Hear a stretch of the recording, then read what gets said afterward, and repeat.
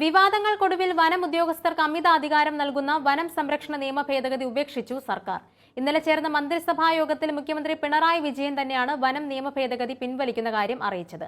മലയോര മേഖലയിലെ ജനങ്ങളെ ആശങ്കയിലാക്കുന്ന ഒരു നിയമ ഭേദഗതിയുമായും സർക്കാർ മുന്നോട്ടു പോകില്ലെന്ന് പിന്നീട് നടത്തിയ പത്രസമ്മേളനത്തിൽ മുഖ്യമന്ത്രി വ്യക്തമാക്കുകയും ചെയ്തു. വന നിയമ ഭേദഗതിയുമായി മുന്നോട്ടു പോകുകയും ഇത്തവണത്തെ നിയമസഭാ സമ്മേളനത്തിൽ ലിസ്റ്റ് ചെയ്യുകയും ചെയ്ത ശേഷം വൻ എതിർപ്പുകൾക്കൊടുവിലാണ് സർക്കാരിന്റെ പിന്മാറ്റം.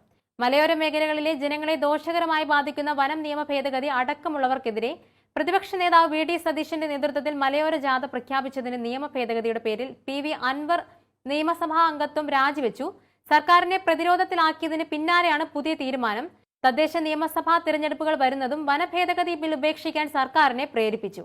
കടുവയും പുലിയും അടക്കമുള്ള വന്യമൃഗങ്ങൾ നാട്ടിലിറങ്ങി ജനങ്ങളെ ആക്രമിക്കുമ്പോൾ 6 അംഗ സമിതി യോഗം ചേർന്ന് തീരുമാനിച്ച ശേഷം മാത്രമേ ഇവയെ മയക്കുവെടി വയ്ക്കാൻ കഴിയൂ.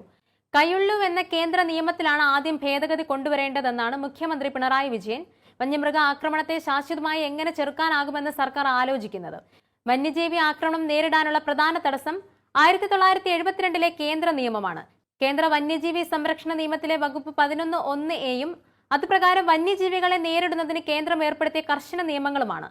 അത് ഭേദഗതി ചെയ്യാൻ സംസ്ഥാന സർക്കാരിന് മാത്രം സാധിക്കില്ല. ആക്രമണകാരികളായ വന്യമൃഗങ്ങളെ വെടിവെച്ചു കൊല്ലാൻ സാധ്യമല്ലാത്ത സ്ഥിതിയാണ്. ഒഴിവാക്കാനാകാത്ത സാഹചര്യത്തിൽ മാത്രമേ വന്യജീവിയെ കൊല്ലാൻ കേന്ദ്ര നിയമം അനുവദിക്കുന്നുള്ളൂ. ജനവാസ മേഖലയിൽ എത്തുന്ന കടുവകളെ എങ്ങനെ കൈകാര്യം ചെയ്യണമെന്നുള്ള SOPയും കാട്ടാനകളെ എങ്ങനെ കൈകാര്യം ചെയ്യണമെന്ന് വിശദീകരിക്കുന്ന മാർഗനിർദ്ദേശങ്ങളും ഇതിന് തടസ്സമാണെന്ന് മുഖ്യമന്ത്രി പറഞ്ഞു.